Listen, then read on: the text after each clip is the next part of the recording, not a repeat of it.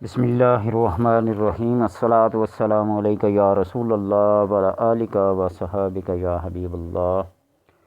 اللہ اکبر یا کبیر یا متکبر۔ یہ اسماء جلالیہ ہیں، ان کو مختلف طریقوں سے مختلف بزرگان کی بتائی ہوئی ترتیب سے پڑھا جاتا ہے۔ امام علی رضا علیہ السلام فرماتے ہیں کہ اکثر لوگوں کو خواہش ہوتی ہے اولاد صالح کی، نیک اور پاکیزہ فرزند کی، بیٹے کی، تو اکثر اس وظیفہ کو کیا جائے مباشرت سے پہلے، زوجہ سے ملنے سے پہلے، تو پروردگار عالم اپنے اس اسم کی برکت سے اسے بیٹا عطا فرمائے گا جو نیکی، پرہیزگاری اور پاکیزگی میں اپنی مثال آپ ہوگا۔ شیخ عبد المجید مغربی رحمۃ اللہ تعالی فرماتے ہیں کہ یہ ذکر صالحین کے ذکر میں سے ہے اور عابدین کے اذکار میں سے ہے۔ اس اسم کے ذکر میں شائستگی اور امور میں باقاعدگی پیدا ہو جاتی ہے اور نظر عوام اور خواص میں عزت و حرمت پیدا ہوتی ہے۔ ہر سرکش ذلیل اور سرنگوں ہوتا ہے، اس لیے کہ اللہ اکبر جب بندہ تکبیر تحریمہ کے لیے ہاتھ اٹھاتا ہے تو یہی الفاظ کہتے اللہ اکبر، اللہ سب سے بڑا ہے، اللہ الکبیر، یہ اس میں تفضیل کا صیغہ ہے، اکبر سپرلیٹو ڈگری جس کو کہتے ہیں۔ اسی لیے بزرگان نے، فقہا نے لکھا ہے کہ نماز کے دوران میں اللہ اکبر اس کو اسی زبان میں اگر کہیں نا اللہ کبیر است، اللہ از گریٹسٹ، اپنی زبان میں اللہ بہت بڑا ہے کہیں، نماز نہیں ہوگی، یہی وہ کلمہ ہے اللہ اکبر۔ اس کو فارسی میں، اس کو پنجابی میں، اس کو سرائکی میں، اس کو ہندو میں، اس کو مختلف زبانوں میں جو بھی پڑھے گا نماز کے دوران اللہ اکبر ہی پڑھے گا۔ اور ذبح کے وقت بھی پڑھتے ہیں بسم اللہ اللہ اکبر۔ اللہ کی کبریائی جب بیان کی جاتی ہے، اس کی بڑائی جب بیان کی جاتی ہے تو یہ تاثر دیا جاتا ہے کہ وہ پروردگار عالم، وہ ذات پاک ہستی سب سے اعلیٰ، سب سے برتر اور سب سے بلند و بالا ہے، جو ہیں سب اس کے نیچے ہیں، وہی برتر و بزرگ است۔ اس ذکر کو 636 مرتبہ یا متکبرو عدد کے لحاظ سے پڑھا جائے 662، 666 متکبرو صبح کی نماز کے بعد پڑھا جائے، اور اگر کوئی شخص 232 مرتبہ روزانہ اس اسم کو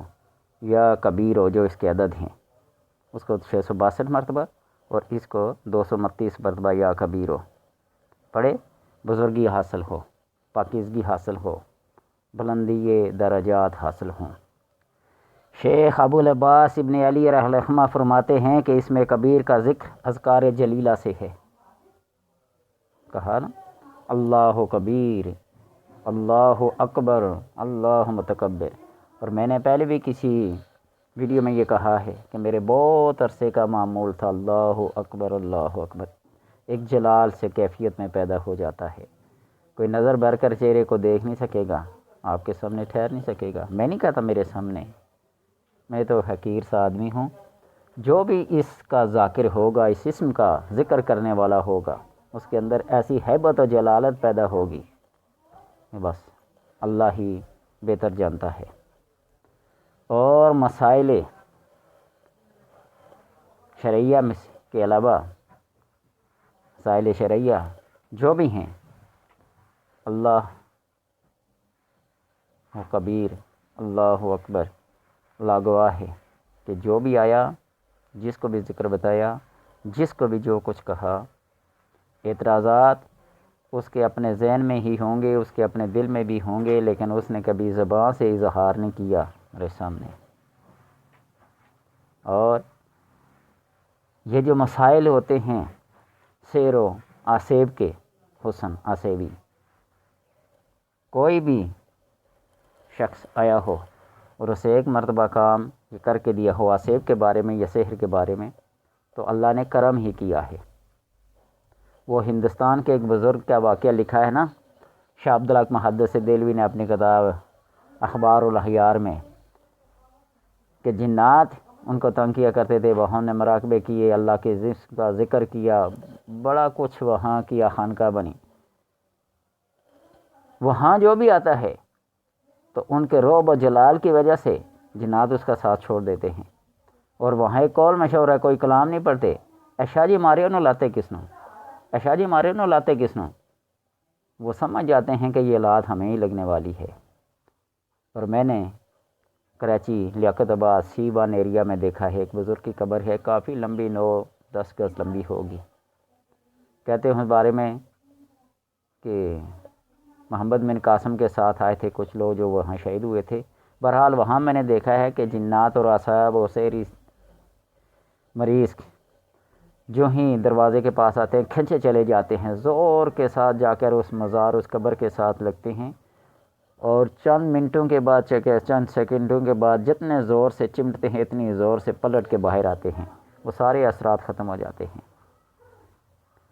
اس وجہ سے کہتا ہوں کہ جو بندہ اللہ کے کسی بھی اسم کا ذاکر بن کے، اس کا ذکر کر کے اپنے اندر وہ صفات پیدا کرتا ہے، وہ اللہ کی تجلیات، وہ پرتو، وہ جلوے اس کی ذات میں رونما ہو جاتے ہیں، جو اوپر والی ذات کے اندر اس کی مماثلت نہیں ہوتی، لیکن اس کی ایک ادنا سی جھلک، وہ روب، وہ جلال، وہ غصہ، وہ دبدبہ بندے کے ذہن میں آ جاتا ہے۔ اسی لیے اللہ اکبر کا اسم جب کیا جائے نا تو پھر سوچ سمجھ کے، نقصان کی بنا پہ نکال بھی بتایا تھا، ہاں اتنا کہ اپنے سامنے مطیع و فرمان بردار کرنے کے لیے کسی کو اس نیت سے پڑھیں، نہ کہ کسی کو نقصان دینے کی غرض سے۔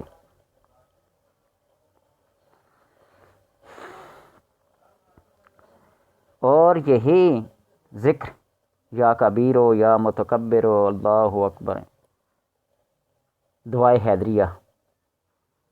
جو معمولات قادریہ سے ہے، پڑھتے ہیں دشمن کو مطیع و سرنگوں کرنے کے لیے، ذلیل و خوار کرنے کے لیے پڑھتے ہیں، دشمنوں کے شر سے محفوظ رہنے کے لیے اذکار کیے جاتے ہیں۔ وہ نظام الدین اولیاء رحمۃ اللہ تعالیٰ کا مشہور جملہ، دلی ہنوز دور است، بادشاہ کی طرف سے الٹیمیٹم مل گیا تھا کہ میرے آنے سے پہلے پہلے اپنا شہر چھوڑ دینا، یہ محلہ یہ چھوڑ دینا۔ بادشاہ وقت ہمیشہ ان لوگوں کے مخالف رہے ہیں، تو خادموں نے آ کر کہا کہ بادشاہ کا یہ پیغام پہنچا ہے۔ رات کو انہوں نے کہا لاؤ میرے ہتھیار، تو خادمی نے عرض کیا آپ کے پاس کون سی ہتھیار ہیں، کون سا اسلحہ رکھا ہے، کون سی توپیں رکھی ہیں؟ نے کہا لاؤ میرا لوٹا، لاؤ میرا مسلح، لاؤ میری تسبیح۔ وہ لوٹا لیا، وضو کیا، مسلح بچھایا، اللہ کے حضور سرنگوں ہوئے، تسبیح شروع کر دی۔ ادھر بادشاہ رات کو اٹھا قضائے حاجت کے لیے، جو ہی بیٹھا کسی زہریلے جانور نے اس کو ڈس لیا، وہیں ڈھیر ہو گیا۔ 3 دن پہلے کی بات ہے۔ تو وہ بات مشہور ہے آپ کی، دلی ہنوز دور است، دلی ابھی بہت دور ہے، تو دلی پہنچے گا تو تب مجھے نکالے گا نا، دلی نہیں پہنچے گا نکالے گا کیا؟ بات یہ ہے کہ بعض دفعہ یوں ہوتا ہے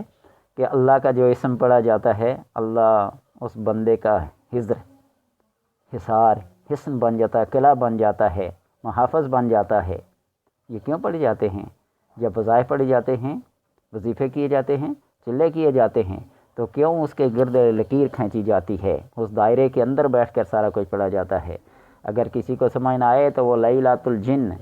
جہاں آپ صلی اللہ علیہ وسلم نے جنات کے ساتھ ملاقات کی تھی، تو حضرت عبداللہ ابن مسعود رضی اللہ تعالیٰ عنہ کو اس دائرے کے اندر اس لکیر کھینچ کے اندر بٹھا کے گئے تھے،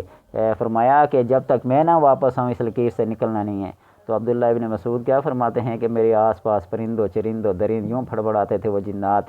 کہ میں ڈر جاتا سہم جاتا، لیکن آپ صلی اللہ علیہ وسلم کا قول یاد آتا کہ لکیر سے باہر نہیں نکلنا، دائرے سے باہر نہیں نکلنا، تو مجھے تسلی اور میرا اعتقاد میرا یقین اور پختہ ہو جاتا۔ بات یہ ہے کہ اللہ کی کلام پڑھ کر جہاں کسی کو پھونک مار دیں، یہاں کسی کو کڑا مار دیں، یہاں کسی کو دائرے میں لے لے، تو کائنات کی کسی بھی چیز کی طاقت نہیں ہے کہ اللہ کے اسی اسم کو توڑ کر اندر داخل ہو۔ ہاں یہ بات ہے، اس لیے یہ وظائف پڑھے جاتے ہیں، اس لیے یہ عملیات کیے جاتے ہیں، اپنی حفاظت کے لیے، اپنے دفاع کے لیے، دشمن کے شر سے بچنے کے لیے۔ وَجَعَلْنَا مِن بَيْنِ أَيْدِيهِمْ سَدًّا وَمِنْ خَلْفِهِمْ سَدًّا فَأَغْشَيْنَاهُمْ فَهُمْ لَا يُبْصِرُونَ، ہم نے ان کے آگے، ہم نے ان کے پیچھے، ہم نے ان کے دائیں بائیں ایک صدًا دیوار کھڑی کر دی ہے، ایک حصار کر دیا ہے، ایک حصن بنا دیا ہے، قلعہ بنا دیا ہے، اس کے اندر کوئی نہیں آ سکتا، اور پھونک مار کے بیٹھ جائیں وہاں اللہ کے کرم پہ، اس کے